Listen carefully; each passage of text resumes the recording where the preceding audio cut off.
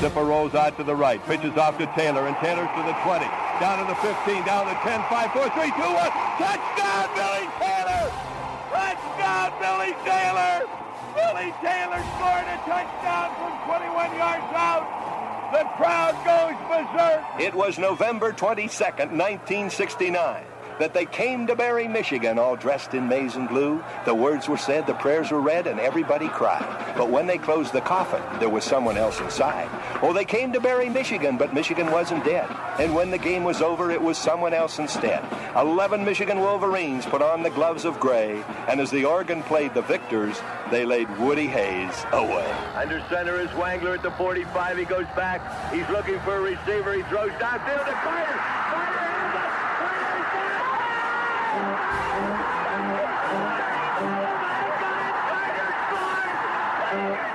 Who's got it better than us? Nobody!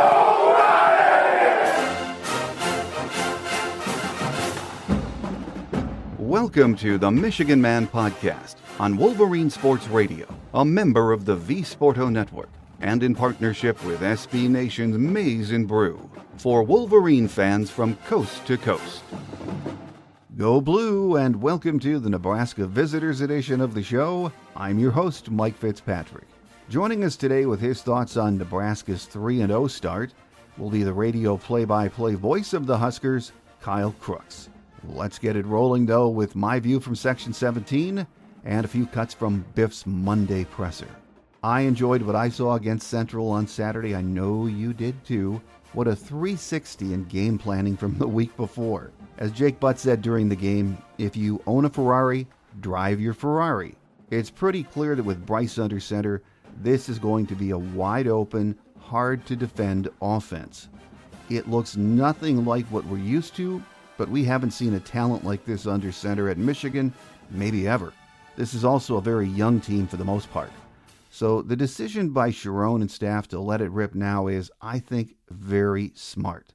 Let Bryce make his mistakes and learn this year, because in the process he's also going to make plays like we saw on Saturday.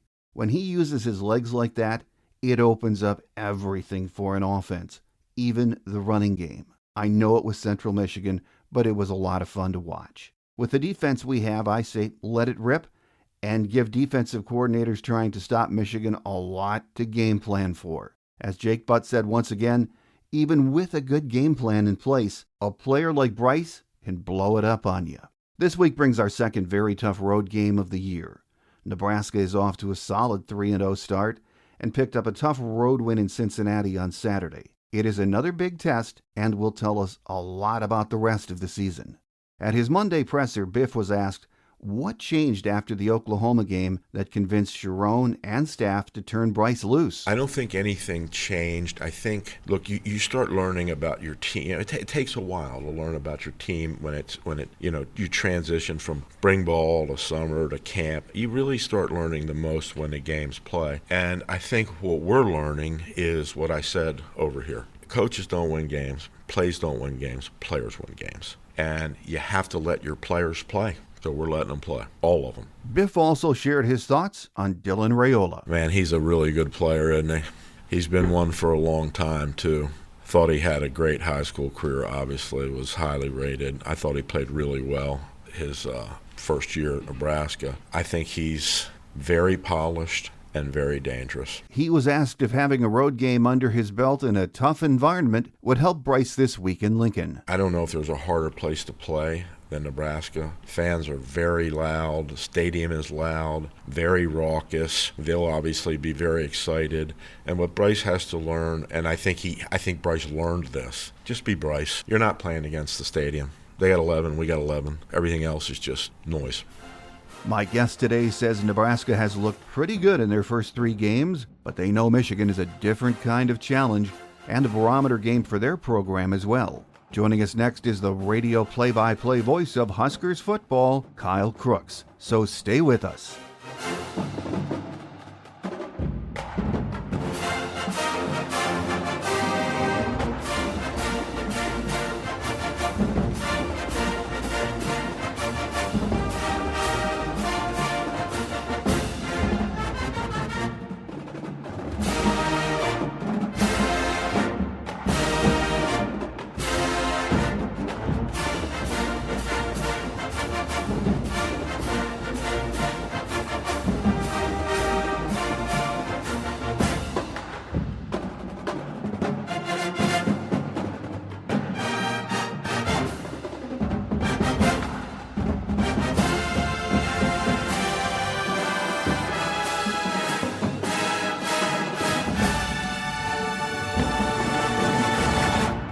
Joining us today as we get ready for that big trip to Lincoln on Saturday is Nebraska Cornhuskers radio play-by-play voice, Kyle Crooks. Kyle, great to have you on the show with us. Yeah, thanks so much for having me. It's a big game, to say the least, so I'm really excited for it. Big game for both teams and for Nebraska. Been a great start to the season so far. Put up a lot of points in the first 2 home games. But getting win number 3 on the road at Cincinnati, that was a test, wasn't it? Yeah, it was a pseudo road game. It was in Kansas City, so I would say it's probably about 98% Husker fans in that building. But that was a tough game. I think going into it, a lot of people were down on just Cincinnati as a program, and that was the biggest test so far through the first 3, and there's no doubt about that. But I think Cincinnati's a much better team when it's all said and done to what maybe we thought going into that game. They have a veteran quarterback, a couple of NFL players, one at tight end, one at nose tackle. So it was a hard test. But, I think the biggest thing that you take away from that game is Nebraska made plays in crunch time, which, necessarily has not been the case in the first 2 years under Coach Ruhle or the previous 10 years. 1-score games, the record has not been great. Right now, Nebraska sits at, that was their 4th win under Matt Ruhle in a 1-score game. They're 4-8 in the 12 1-score games they've had under his tenure. So they've had a lot of bone-crushing losses, and it came down in that 4th quarter to the possibility of having another one of those situations arise where you either make a play or you don't, and you find yourselves, if you're a Husker fan, leaving the stadium disappointed. But they're able to find a way to pick up a win against what I think is a really good team, and they've done what they're supposed to do the last 2 weeks on paper here at home and against Akron and Houston Christian. So they've checked a lot of things off the list. But as Matt Ruhle said today, and I'm sure the rest of the program would echo, it really gets tough this week with the top 25 Michigan team. We'll really see where this Nebraska program's at. Well, Kyle, Michigan fans are looking forward to seeing Dylan Raiola. I mean, he is a foundational type of a quarterback. Any team would want him. I mean, even Michigan was recruiting him. Everyone was. I watched a lot of him last year as much as I could and was very impressed for a true freshman. He's off to a very good start, and talk about him and how he just raises the level of that Huskers offense. Yeah, he's gotten so much better from year 1 to year 2, which you thought would be the case. He's a rare commodity nowadays in college football, and the fact that he started 13 games as a true freshman. You just don't get the opportunity to see that many snaps, that many starts as a true freshman, and that was the case. He came in, like you said, he was a high-level 5-star recruit that originally committed to Ohio State and Georgia. He went to Buford High School. He grew up in Buford, Georgia. So he had the opportunity to go to a program that has had recent winning tradition and have an easier path to a possible college football playoff and a national championship. But his dad was a legacy here, was an incredible player in the NFL. His dad, Dominic Raiola, was a center for the Lions for many years. And he decided to keep up that tradition and build Nebraska back up to a champion, and he's off to a really good start this year. He's almost completed it, nearly, at least going into this past game, about 80% of his passes, about, high 70s in terms of completion percentage, 8 touchdowns, no interceptions. Last year he had 11 picks. That was tied for the most in the Big Ten, but the game slowed down a lot. I think the biggest difference probably is Dana Holgorsen, as his first full year as the offense coordinator, and the way he's simplified and he's emphasized making this simple play and then eventually turning that into explosive plays. So you're seeing the numbers, the efficiency for Dylan Raiola skyrocket. He's an incredibly high IQ player, and what he sees now at the line of scrimmage pre-snap and his ability to check into different play calls. There's a lot of liberty that he gets within this offense, and then there's a lot more playmakers around him. And I think he has one of the best running backs in the Big Ten, and Emmett Johnson, who, if he didn't sit out the entire second half last week, would have 3 consecutive 100-yard rushing games to start the year. And then you see what they have on the outside. It's much improved, especially in the tight end room. So there's a lot of things around Dylan that have improved, but a lot of credit goes to him for everything he's done in the offseason to become a much, much better player. Well, as good as Raiola is, when we old-timers think of Nebraska football, it's a pounding running game that comes to mind. And I know Matt Ruhle likes balance, seeks balance. You were mentioning Emmett Johnson. Biff Poggi at Michigan's presser today talked about what a good-looking running back he was and the yardage he gets after contact. So the running game, is Coach pretty pleased with it after 3 weeks? Yeah, I'd say so. it's hard not to be. I think the biggest question mark would be what you have behind Emmett on a consistent basis. Mekhi Nelson, who's one of those backup running backs who was the number 2 coming out of fall camp, didn't play this past week. That was a coach's decision, so probably we'll get him back into the rotation this week. Isaiah Mosey has not seen a whole lot of carries. He's a wide receiver turned running back. He shifted to the running back room before fall camp, so you have 2 really young guys behind Emmett, a redshirt freshman and a freshman. I think the one guy who really popped this past week, Quentin Ives, who had gotten hurt in fall camp, the first drill of the first practice of fall camp, he was the number 2 running back going into fall practice and kind of strained his hamstring. So he had been out and missed a lot of practice time, but he had a career performance this past week. So there's a good chance you could see 28 Quentin Ives a little bit more. But Emmett Johnson, you're right. I mean, the ability of what he's able to do after contact, and he's become a much different player also with Dana Holgerson as the offensive coordinator. He's had 3 career 100-yard games, and all of them have been since Dana took over the play calling late last year. Really, really just hard-nosed running back. And I think the difference with him and what you might see in some running backs, his ability to catch the ball out of the backfield is next level.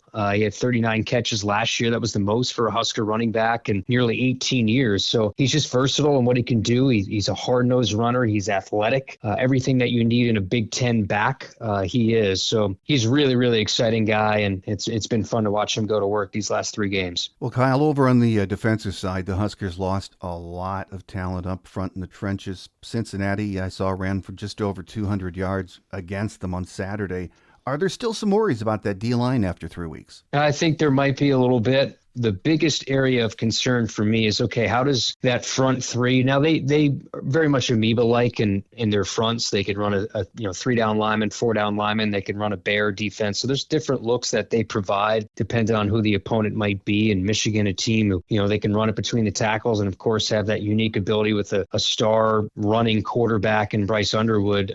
He presents that aspect to things as well. But I think in the Big Ten, you could look at this defensive line as a little bit undersized when you start going up against guys that are 325 on the opposing offensive line. It's not like you're not going up against Houston Christian or Akron anymore, or even Cincinnati for that matter. So they're going to need guys like Cam Lenhart, Elijah Judy, Keona Davis. I think Riley Van Poppel is a name you might hear a lot. Williams Nwaneri is he's a star young player. He's 6'7", 265. He had a scoop and score touchdown this past week. He's a freak athlete. He's one of those guys you would definitely see in the SEC, just the way he's built. He's almost got an NFL body as it is. So the good thing about these last 2 games, they've been able to get a lot of their depth in there and get a lot more reps for some of the guys that might have an opportunity to play against Michigan. I think while you might look at the defensive line is somewhat of a weakness in certain sense in terms of their size and the ability to stop the run. I think their secondary and what they can do back there, and one as run fit, but as the ability to cover man-to-man and make plays in the secondary, I think they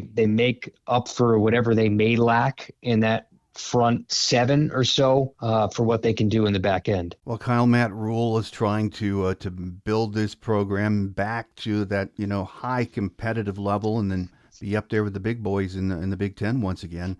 I mean, you have a generational type talented quarterback, and that helps. But we all know how fans are. Patience can start wearing thin 3 or 4 years into a program if they don't see what they think is progress.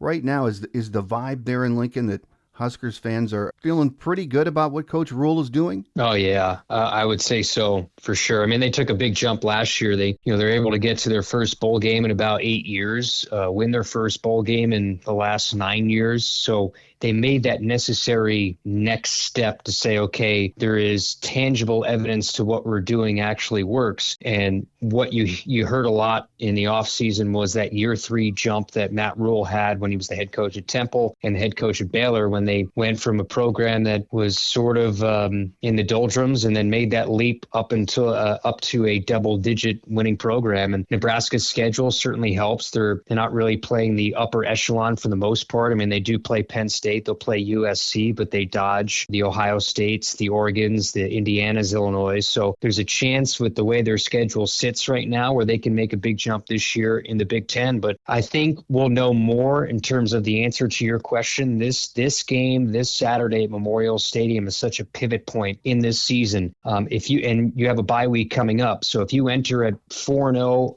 a top 25 win for the first in about 9 years since 2016. This would be a massive, massive victory for that next step for this program. It certainly doesn't write the whole story for what this season might be, but if you beat Michigan on your home field where it's about a 1.5 point spread, so essentially it's about a toss-up when you look at these two teams with a freshman quarterback coming in that's going to have to play in a really tough environment.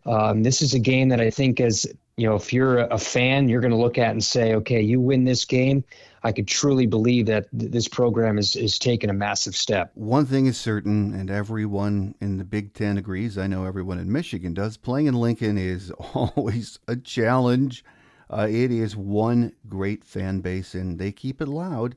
It's just a great game day atmosphere in total there, isn't it, Kyle? Yeah, and I'm experiencing it for the first time the last 2 weeks, and it's next level. Akron, it was the first night game that I got to experience, and this will be a unique circumstance because the eyes of the nation are on this game. It's a 2:30 Central kickoff on CBS, so it's one of the big games of the week, and I'm excited for what this stadium in terms of noise will bring. I would probably compare it to, from what I've been told, what we saw with Nebraska and when they beat Colorado, when the Buffaloes came here, and I believe that was a week 2 game last year. So that was an up for grabs environment. I would presume that it's going to be very similar, understanding what's at stake here with Michigan. Well, final question before we let you get away, Kyle. Saturday, we kick it off at 3:30 Eastern, 2:30 Central, and as you have mentioned a couple of times, it's a big game for both schools, a barometer game for both programs this year. When I think of Nebraska, you read that Coach Ruhle hasn't had that signature win yet. Came darn close in Columbus last year against Ohio State. So once again, this would easily be the signature win, and who knows how that could jump the program. Yeah, I think the only one that would equate would be that Colorado win, but also that's not a Big Ten opponent. No, Colorado is one of your old school foes, but in this case, to beat a blue blood program in Michigan that's not too far removed from a national championship, that these games against ranked opponents, especially on your home field, you have to find a way. If you're going to be a college football playoff team yourself, if you're going to have the opportunity to be in that conversation in November to win a Big Ten title, or at least have a chance to play in the Big Ten championship game, these are the games that you have to win. And they're in a really good spot. Matt Ruhle's in a really good spot with how he's built this program. He's by far has his best, most mature roster that he's had in his 3 seasons here, and they're very talented. Look, they have the quarterback, they have the coach, they have the skill position players. Their defense is pretty solid with, you could, when you look at it with some of the issues you mentioned and what they lost on the defensive line, that certainly could be something you bring up. But defensively, I think they've been very, very solid, and they've lived up to the standard of what they've been, and that's a top 20 defense the previous 2 years under Coach Ruhle. So everything's here to take that next step. This moment in time, I think everybody knows it, and they're not going to run from it. That you got to beat Michigan. It's the big bad bully that's standing in front of you in terms of taking that next step, and especially with the home crowd behind you, you got to get it done. Absolutely, huge opportunity for Nebraska football. Should be a lot of fun to watch. With us today to talk about the Huskers is Nebraska radio play-by-play voice Kyle Crooks. Kyle, enjoy the game on Saturday. I think it's going to be a humdinger and a great atmosphere. And we thank you for carving out time for us, and we look forward to another visit next year. Look forward to it. Appreciate you having me.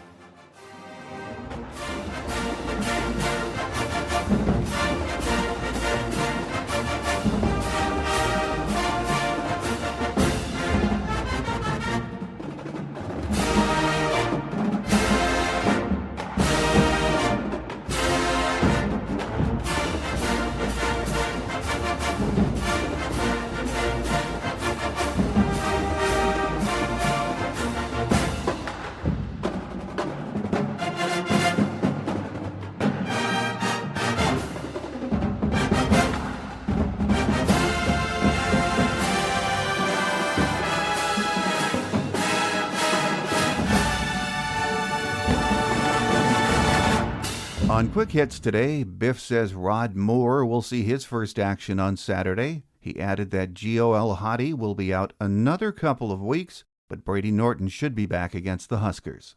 On Thursday's Michigan Game Day show, we'll be joined by Clayton Safey from the Wolverine on 3 to preview Saturday's game.